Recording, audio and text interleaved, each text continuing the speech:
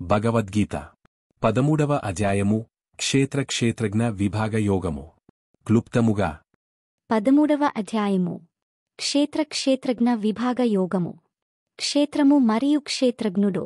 క్షేత్రమును తెలిసినవాడు. క్షేత్రము అంటే ఈ శరీరము అని మరియు క్షేత్రజ్ఞుడు క్షేత్రమును ఎరిగనవాడు అంటే అందులో ఉండే ఆత్మ అని అనుకోవచ్చు. కాని ఇది విషయాన్ని చాలా సరళీకరణం చేసినట్టే. ఎందుకంటే క్షేత్రము అంటే దానిలో చాలా ఉంటాయి: మనస్సు, బుద్ధి మరియు అహంకారము మరియు మన వ్యక్తిత్వములో ఉండే భౌతిక శక్తి యొక్క అన్ని అంశములు. ఈ బృహత్ నిర్వచనంలో ఆత్మ తప్ప మన వ్యక్తిత్వమును నిర్ణయించే మిగతా అన్ని అస్తిత్వాలను కలిపి శరీర క్షేత్రము అనవచ్చు. జీవాత్మను క్షేత్రమును తెలిసినవాడు లేదా క్షేత్రజ్ఞుడు అంటారు.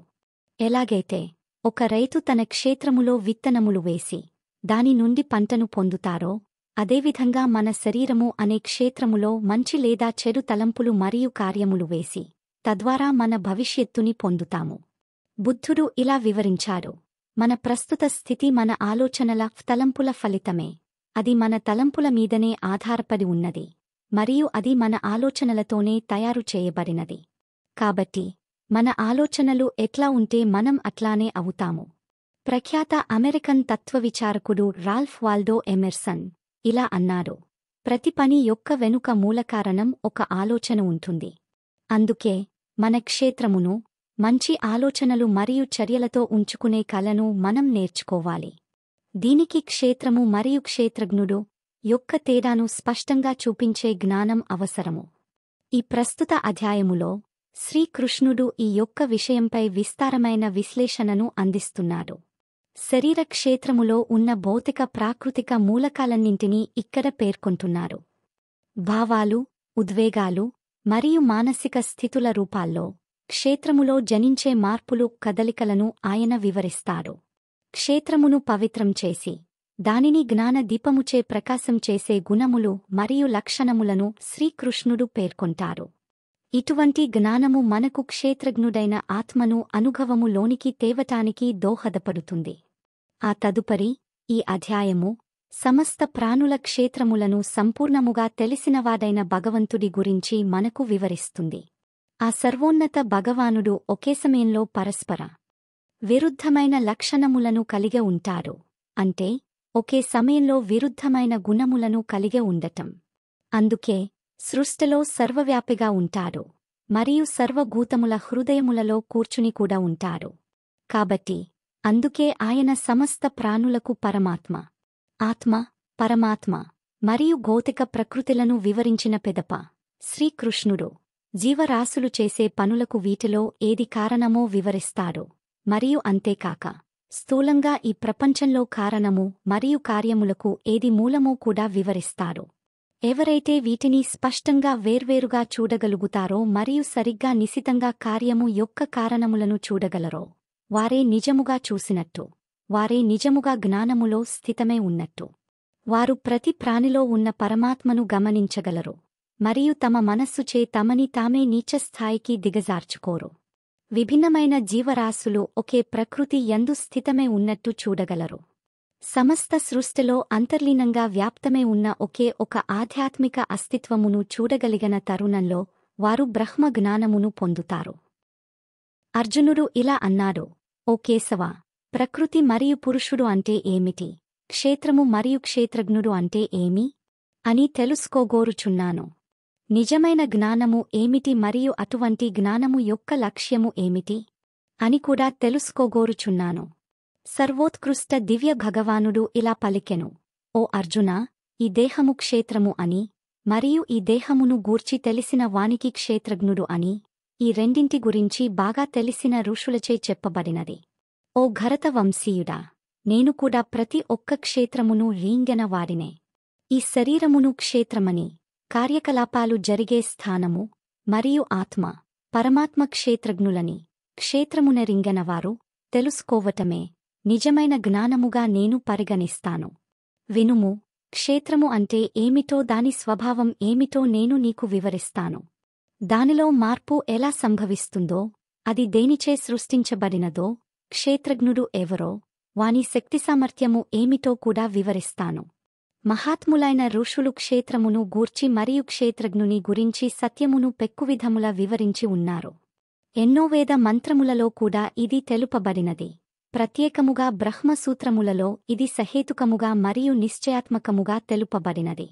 పంచ మహాభూతములు అహంకారము, బుద్ధి, అవ్యక్త మూల ప్రకృతి, 11 ఇంద్రియములు, 5 జ్ఞానేంద్రియములు, 5 కర్మేంద్రియములు, మనస్సు మరియు 5 ఇంద్రియ గ్రాహ్య విషయములతో ఈ యొక్క క్షేత్రము కూడి ఉన్నది. వాత్స మరియు ద్వేషము, సంతోషము మరియు దుఃఖము, శరీరము, చైతన్యము, మనోబలము ఇవన్నీ కలిపి క్షేత్రము మరియు దాని మార్పులు, వికారములు అనబడుతాయి. నమ్రత, దంభము, కృత్రిమ బుద్ధి లేకుండా ఉండుట, అహింస, క్షమాగుణము, సరళత, గురుసేవ, శరీరమనస్సుల పరిశుద్ధత, నిశ్చల బుద్ధి, ఆత్మనిగ్రహము, ఇంద్రియభోగ వస్తువిషయములపై అనాసక్తి, అహంకారము లేకుండుట, జన్మ, మృత్యు, జరా, వ్యాధుల దురవస్థను గుర్తుచేసుకోవటం, మమకారరాహిత్యం, భార్య, భర్త, పిల్లలు, ఇల్లు వంటి వాటిని అంటుకొని యావ లేకుండా ఉండుట, జీవితంలో అనుకూల లేదా ప్రతికూల పరిస్థితులలో సమత్వ బుద్ధితో ఉండుట, నా పట్ల నిశ్చలమైన మరియు అనన్య భక్తి కలిగి ఉండుట, ఏకాంత ప్రదేశాల్లో ఉండటానికే ఇష్టపడుట మరియు ప్రాపంచిక సమాజం పట్ల అనాసక్తి, ఆధ్యాత్మిక జ్ఞానములో అచంచల విశ్వాసం మరియు పరమ సత్యముకై తత్వాన్వేషణ ఇవన్నిటినీ నేను జ్ఞానముగా పరిగణిస్తాను మరియు వీటికి వ్యతిరేకమైనవే అజ్ఞానము అని అంటాను. ఏది తప్పకుండా తెలుసుకొనబడాలో దాన్ని నీకు ఇప్పుడు నేను తెలియచేస్తాను. అది తెలుసుకున్న తరువాత వ్యక్తి అమరత్వం పొందుతాడు. అదియే సత్ అసత్లకు అతీతముగా ఉండే ఆదరహిత బ్రహ్మన్. సర్వత్రా ఆయన చేతులు, పాదములు, కన్నులు, శిరస్సులు మరియు ముఖములు ఉన్నాయి.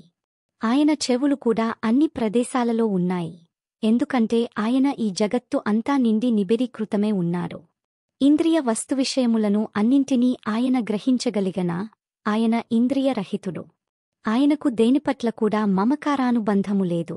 అయినా ఆయనే అన్నింటినీ సంరక్షించి పోషించేవాడు. ఆయన నిర్గుణుడు అయినా ప్రకృతి త్రిగుణములకు భోక్త ఆయనే.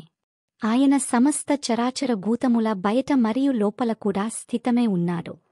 ఆయన సూక్ష్మమైనవాడు, కాబట్టి ఆయనను మనం అర్థం చేసుకోలేము.